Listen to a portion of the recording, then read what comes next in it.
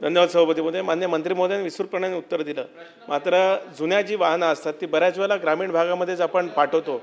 नवीन वाहनं आहेत ती सर्व शहराकडेच आपण वळवत असतो. अशा वेळेस काही नवीन वाहनं जी येतील त्याचं काही प्रपोर्शन जुन्या म्हणजे ग्रामीण भागाकरता सुद्धा आपण आरक्षित करणार का? कारण जुनी वाहनं वापरल्यानंतर म्हणजे 2-2 लाख किलोमीटर झाली की मग ती ग्रामीण भागाकडे जातात. अशा वेळेस नवीन वाहनंसुद्धा ग्रामीण भागाकडे देण्याकरता आपण काही निश्चित करणार का? एक. आणि आता 7,000 अपघात झाले तसं आपण उत्तरामध्ये म्हटलेलं आहे. 3 नंबरचा प्रश्न जो आहे त्याच्यात, तर त्याच्यामध्ये एस टी वाहकाकडनं किती अपघात झाले या बाबतीत जर समजलं, कारण बऱ्याच वेळा असं होतं की वाहनाचे अपघात होतात, मोठं वाहन असलं की मग त्याच्यावरच दोष येतो. बऱ्याच वेळेला लहान वाहनामुळे सुद्धा अपघात त्या ठिकाणी होतात. बऱ्याच वेळेला एस टी चालक मोठा अपघात होऊ नये म्हणून वाचवण्याकरता सुद्धा चालक त्या ठिकाणी प्रयत्न करत होतो. अशा वेळेस नवीन तंत्रज्ञानाचा वापर आपल्याला करता येईल का?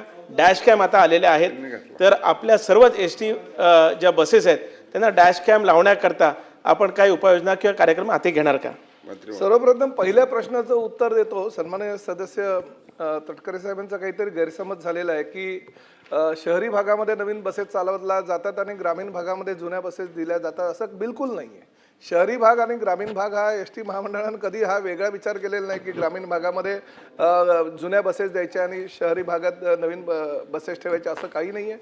आपण नवीन आलेल्या बसेस ह्या सर्व ठिकाणी समप्रमाणात देतो. त्यामुळे ग्रामीण आणि शहरी हे वर्गीकरण आपल्याकडे बिलकुल नाही आहे. त्यामुळे असं जर काही तुमच्या मनामध्ये काही विचार असतील तर ते बिलकुल तसं नाही आहे, ते काढून टाका. आणि दुसरं असं महत्त्वाचं तुम्ही उद्देश या ठिकाणी प्रश्न विचारला आहे की अपघातांची संख्या किंवा अपघात कसे होतात. आता आपल्यालाही कल्पना आहे की जुन्या गाड्या आणि त्यांचे अपघात हे वारंवार होत राहतात, परंतु ते अपघात होऊ नये त्यासाठी ड्रायव्हरवर समुपदेशनाची जी कार्यवाही आहे ती सुद्धा आपण करतो. काही सामाजिक संस्था पुढाकार घेत असतात.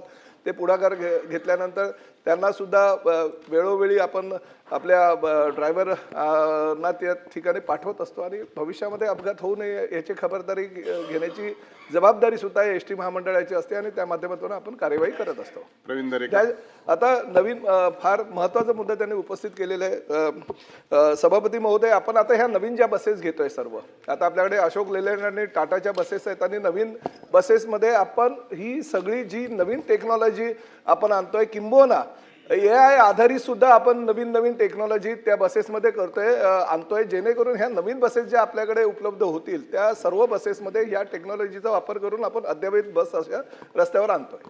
प्रवीण दरेकर.